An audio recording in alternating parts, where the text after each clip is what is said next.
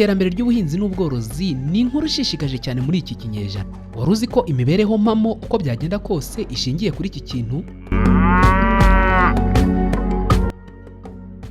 Niba uri umuhinzi mworozi, by'umwihariko umworozi, reka nkugezeho inkuru ishishikaje. Urora kinyamwuga mu gihe icyo ari cyo cyose wifashishije amakuru y'inzobere n'inararibonye mu korora. Tandukana n'umukamo udahwitse cyangwa se amatungo yawe ahora arwaragurika bitewe n'umuze. Dore ibintu by'ibanze tugufasha.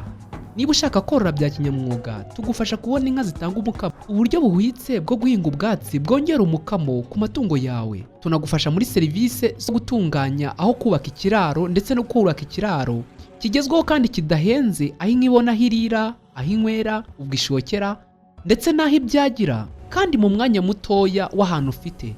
Muri cya gice cyerekeranye no guhinga ubwatsi rero, tugufasha kubona imbuto y'ubwatsi yongera umukamo kandi tukakwigisha kuyihinga mu buryo bukwiye, ndetse n'uburyo ushobora kubuhunika bukamara hafi umwaka wose, aho ushobora kubuhinga mu gihe icyo ari cyo cyose cy'umwaka bukagera mu mpeshyi cyangwa bukamara umwaka butarangirika. Tugufasha n'amasomo atandukanye yo kuvanga ubwatsi butandukanye bikarema intungamubiri zifasha itungo ryawe gutanga umukamo utubutse.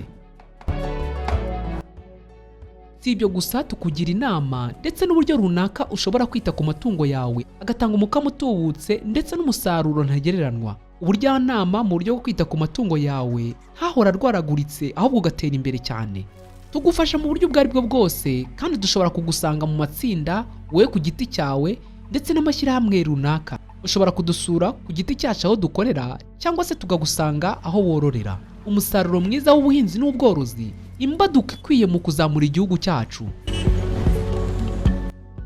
Muhinzi mworozi, namwe matsinda akora iby'ubuhinzi n'ubworozi, hamagara 073 029 053 2. Orora bikwiye, biguha iterambere rirambye.